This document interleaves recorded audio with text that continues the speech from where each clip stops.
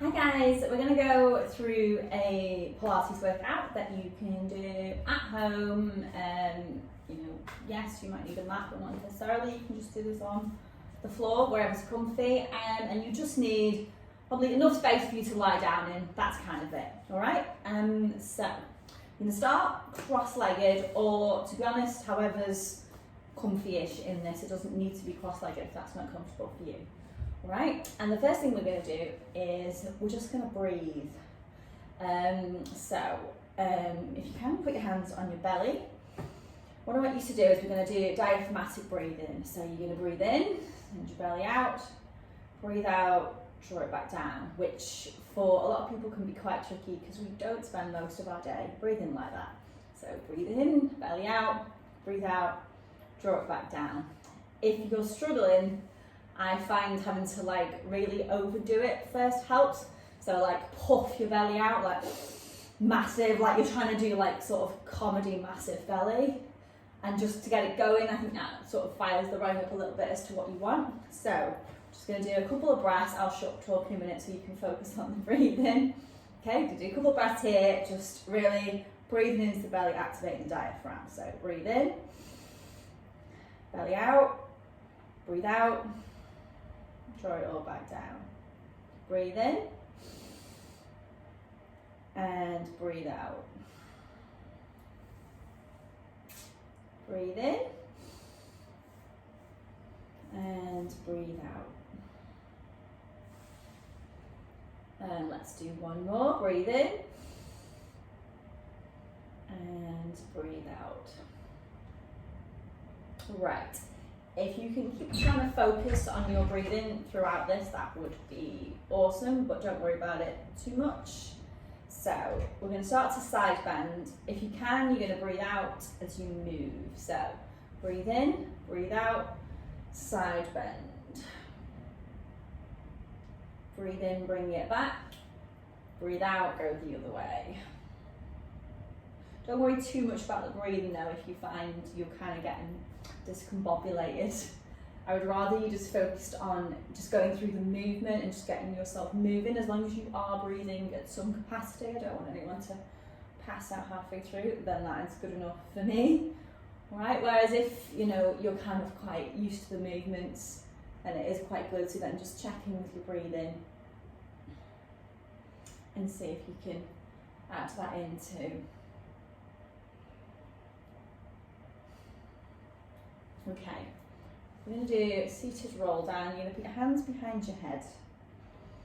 You can take a deep breath in. As you breathe out, you're going to roll yourself down. So you'll be rolling yourself down, pushing the air out of your lungs. Breathe in as you come back up, and breathe out. Roll back down. Breathe in, roll it up. And breathe out, roll it back down. Breathe in, and breathe out. Let's do one more. Breathe in, and breathe out. Just rolling the spine down. Don't worry if you don't get very far, it's not a competition.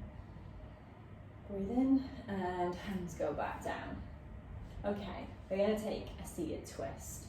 So you're going to breathe in, breathe out, twist around to the right.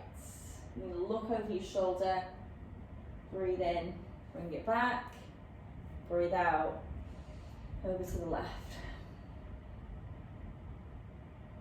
Breathe in back to centre, breathe out, over to the right. Breathe in back to centre and breathe out over to the left. This time we're going to take 2 breaths. Okay, so you're going to breathe in, breathe out, go to the right, stay to the right, breathe in, and then as you breathe out, just see if you can eke that turn a little bit more. Breathe in back to centre. And breathe out to the left. Breathe in, stay left. and breathe out.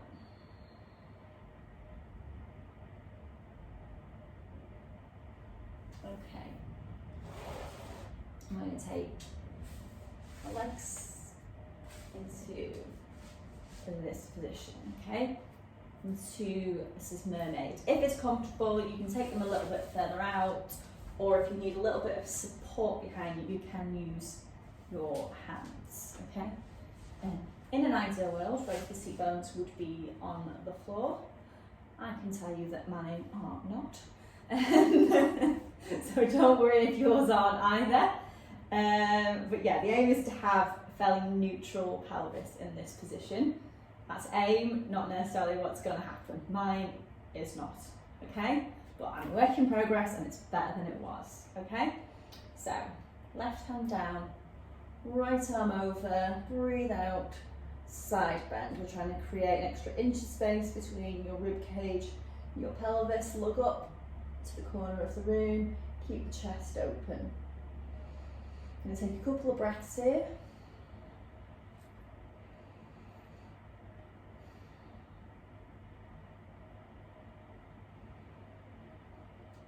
And then we're going to change sides. So left arm open, open up the side, trying to create some more space, keeping the chest open. Look up to the corner of the room and take a couple of deep breaths.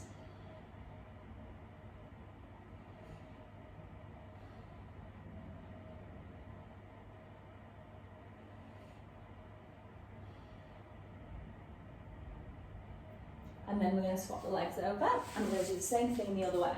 Now what you might notice is that your hips sit differently this way. For me, I find this way easier and almost have both seat bones on the floor. Like the other way, my left seat bone was down, my right seat bone was not down at all. This way, the right seat bone is down, the left one is just a whisker off being down. But I also find that I collapse more this way. So just notice, I mean, yes, it helps if you can correct it, if you notice it and correct it. If you can't, I find just being aware of it helps, that gradually over time you will start to correct it, but just notice it for now. If you can correct it, great. If you can't, it doesn't matter, just let it sit there and just be aware of it, okay? So we're going to do the same thing again. We're going to go right hand down, left arm over, and side bend. And think about keeping the shoulders down your back so we're not stretching from here. Look up to the corner of the room. Deep breath, creating an extra inch of space between the top of your arm, your rib cage and your pelvis, really anchoring that seat bone down, whether it's on the floor or not.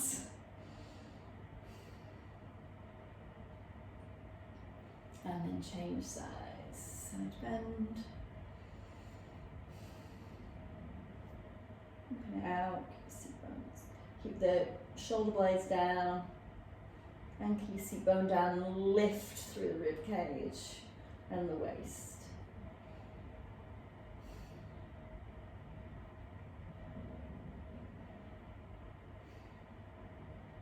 Okay, you're going to come onto your side. Now, you can either do this in a stacked position on your elbow, or you can do this flat, whichever is comfortable for you is absolutely fine. I'm going to go stacked elbow because I find it easier to talk to the camera that way, but like I say, either, whichever's comfy is fine, okay? What we're aiming for is we want neutral torso at top. The hips should be stacked, so don't let them roll back or roll forward. They should be stacked directly on top of each other, okay? I want your heels in line with your hips. Knees are bent, okay? Keep hold of the top hip so that we can feel it if it moves, because we don't want it to move. Think about lifting under here in your waist. You can keep the feet together, keep the top hip as still as you can, and you're going to open and close the leg, okay?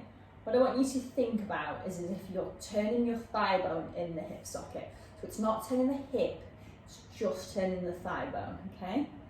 And you should hopefully feel that somewhere along the outer of your thigh or on the side of your bum, okay? This is working your abductors, which are outer hip stabilizers, okay? Basically, they can help to prevent hip and back pain, but they also are stabilising your seat because they're stabilising your pelvis, okay? And as riders, we tend to have them turned out quite a lot, like our legs are turned out. We shorten these muscles and then we forget about using them. So it's really important to have good, strong abductors, okay? We're going to do a few more and then we're going to advance it. If that for you was quite challenging, it's totally fine to stay with that option. If you were like, me, I've got this, lift the leg up, and we're going to do the same thing, but you're still keeping that hip still. So you're just going to take the feet apart and do the same thing, turning the thigh bone. Okay, so like we're turning, the thigh bone is the key in the lock of the hip socket. Okay, so turn. If you're really snazzy, you could also do toes up, heels down here. Half doing that. Okay, I'm going to do a couple more. Keep yourself stacked. Your core should feel like it's got to help stabilise you here. You're still lifting from the waist. And if your arm starts to get tired, feel free to do the lying down version as well. We're then going to go legs straight, so straight down. Keep your foot flexed here, so toes up, heels down. And you're going to lift and lower. Just slow and controlled. And then I want you to think about ever so slightly turning the heel out, so you're leading with the heel up. And that should really encourage you to use those abductors, okay? Now you'll find when trying to turn your heel out, it won't really turn out that much. That's completely fine, completely normal, okay? It's just the actual act of turning it out ever so slightly encourages you to work those abductors a little bit harder, okay? That's also a really good tip if when you're riding and you find that your feet turn out, if you tell yourself to turn your heels out, which will actually feel like a huge effort, you'll find when you look down, even if it feels like you've got, you know, your feet sort of massively turned out, your feet will be straight, okay? I have to use that one quite a lot as well, to think about turning my heels out, because it encourages me to switch on those abductors that stabilise my hips, that enable me to get my feet straight. Okay, so starting to burn you, starting to burn me. Stop there. Okay, we're now going to go onto the lower leg. I'm going to go flat for this because my arm's starting to hurt. I'm going to put the first one behind, or you can put it in front. Whichever is comfy for you is totally fine. All right, I'm going to go in front because I find it's easier to keep my leg position, because you want the bottom knee, which you can't currently see, that knee needs to be still facing out that way rather than rolled up. Okay, because we're really focusing on using the inner thigh muscles. Okay, so maybe I'll stay up again, foot flexed and lift, but you're trying to keep the knee facing that way, which to do usually is harder than you think it is, because you really want to roll off that hip. Okay, so I'm going to do a few here. Keep your foot flexed. My foot is starting to do some weird stuff trying to get out of this. So it's really important to notice what your body is trying to do, because mine is trying to do some weird stuff. Okay, I'll do a couple more and then we're going to turn over and do the other side. So, okay, so we're going to do the same thing on the other side. We're going to start in that clamshell, so again, elbow or flat, whichever's comfy. And you're going for hips stacked directly on top of each other, heels in line with hips, lift from the waist underneath, feet together, keep the top hip still, and turn. So turning the thigh bone in the hip socket, okay? Keep the hips stacked. Think about using your core, lifting from the waist, okay? Keeping the shoulders down your back. Basically, the whole body has still got to be involved in this movement, which is exactly what we're doing when we're riding. We are, you know, we sort of, obviously the aim is to look like we're doing absolutely nothing, when in fact, as you all know, we're doing loads of little things all at the same time. So it's really important to try and train like that as well. Like the whole body doesn't have to be moving, but it does have to be involved because the whole body is a unit, and the art of being able to give a small leg aid, a hand aid, etc. without losing the rest of your stability and your position is by being able to work the whole body as a unit. Okay, so that's the sort of line that we're going along here, that the whole body is still involved. And then again, if you want to stay with that one, it's totally fine to stay with that one. If not, lift it up, keep them stacked, lift and lower, turn, open. Okay, ooh, this side's harder for me. That's very interesting. And again, you might notice this way's harder, this way's easier. It's just about noticing, and I think most of the time I find you'll spot a pattern, and that pattern will then relate to exactly what's happening when you're riding, that certain things happen one way and not another. And then that sort of gives you a clue as to which exercises you need to work on. Ooh, see, crazy left leg on this one. Interesting. Okay, and then we're gonna go straight leg. So, toes up, heels down, keep the hips stacked, lift and lower. And then once you've got going, think, turn the heel out, really use those abductors. Feel like you're using the sort of top side of your bum, if that makes sense. Okay, lift, keep the core round, keep the hips stacked, keep yourself lifting from the waist, shoulder blades down your back, okay? If you're lying down, that's sort of less important. But still think about that. Just because you're lying flat doesn't mean you don't need to lift from the waist, okay? It's just more obvious when you're in this position. Okay, let's do a couple more. Starting to burn. And then onto the bottom one. So, leg in front or behind, either's fine. We're just thinking about keeping that knee facing out. Foot is flexed, so we are toes up, heels down, and lift. And yeah, my right leg doesn't like this either. It's very interesting that I think I've noticed in particular certain things that are, there's no obvious pattern per se, in that I would say my right hip appears more unstable, but actually it's the adductors, so it's the inner thigh that's more unstable, whereas the outer thigh is more stable than it is on the left side. And that is something that I think probably shows in my riding, in that I will have a grabby inner thigh, but only on one side. And if it's the left side, I can switch it off. I can tell it to relax, and it stops me leg yielding the whole time. Whereas the right side, I struggle to switch off. It's either on, or it's doing absolutely nothing. It can't do the sort of relaxed tension. Whereas left side, it can be on, or it can relax. Okay, a couple more. So yeah, it's just about noticing those sorts of patterns. They'll show up off horse, and then you can think about what you might need to do to correct them. Okay, just gonna roll my shoulders out. Okay, I'm gonna come onto your back. This is where we're gonna come back to the breathing that we did at the beginning. And you're gonna go hands on your belly, breathe in, send your belly out, breathe out, draw it back down. Now you're on the floor, it's sort of easier to think about using that as an abdominal recruitment pattern. That you breathe in, belly out, breathe out, draw it back, flatten your back. Think about pushing your abs towards the floor, okay? So you're pulling down, okay? So you're gonna breathe in, breathe out, push your abs towards the floor, slide one leg away.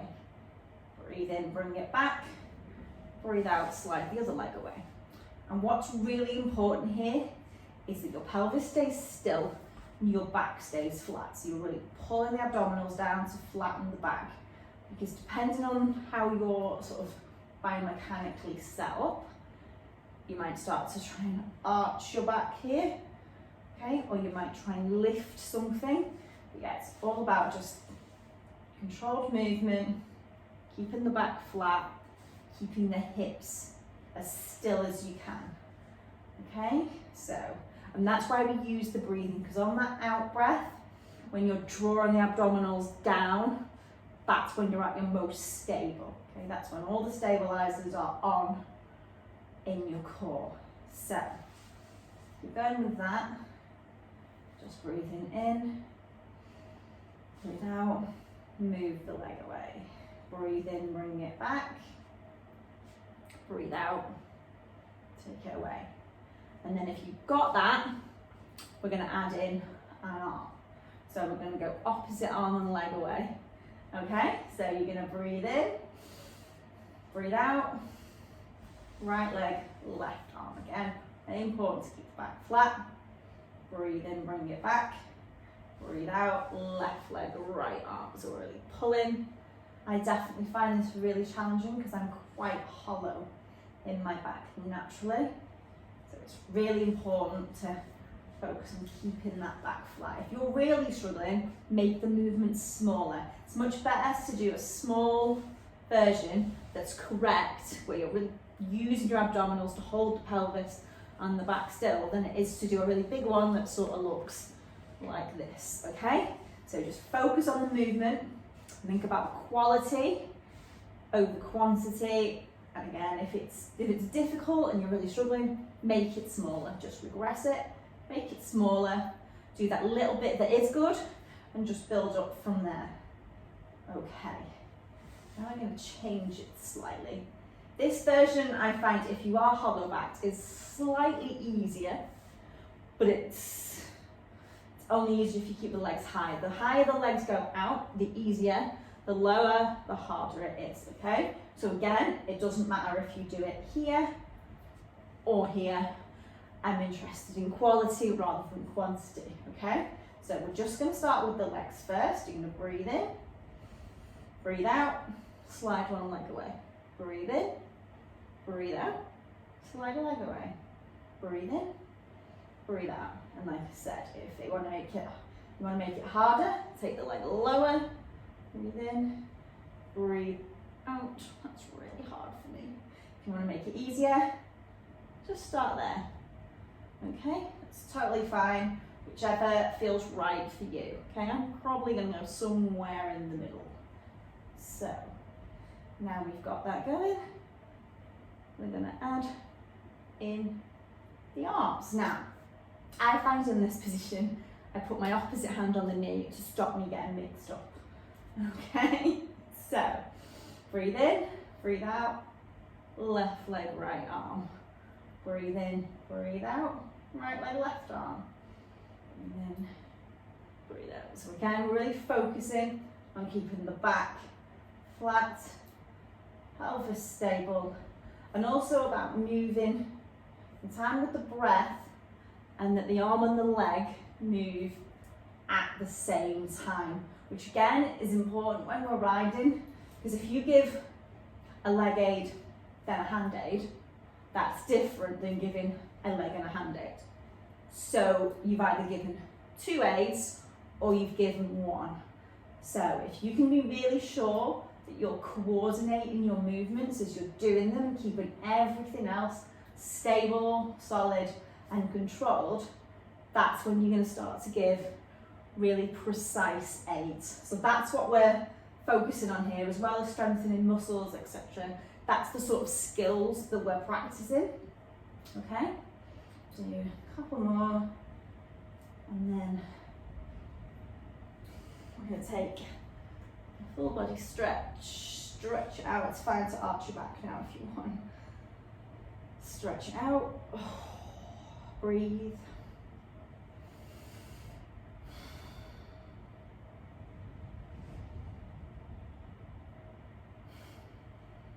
And then knees into the chest, just going to roll you back from side to side, out.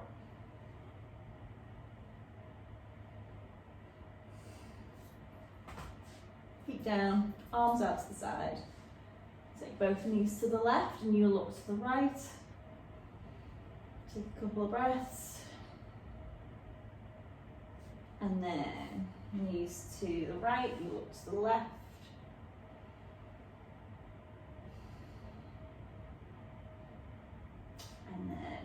one more each side, knees to the right. If you want to increase the twist a little bit, maybe get a little bit more of an outer thigh stretch. If you bring your knees a little bit higher, and you can also straighten the top leg, which I'll show you the other way. So if you want to straighten the top leg, you can. That gets you stretched down the side as well. It doesn't matter if you don't touch your hand, okay? So if you change sides,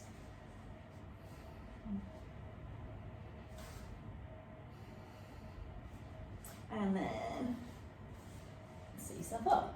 Done, guys. So that was just a sort of fairly short, just over 20 minutes Pilates session you can do at home, giving you a couple of things to think about with your riding. I would absolutely love to hear your feedback on it, what your thoughts, whether you'd like some more content like that would be awesome. All right, so I will speak to you soon. Bye.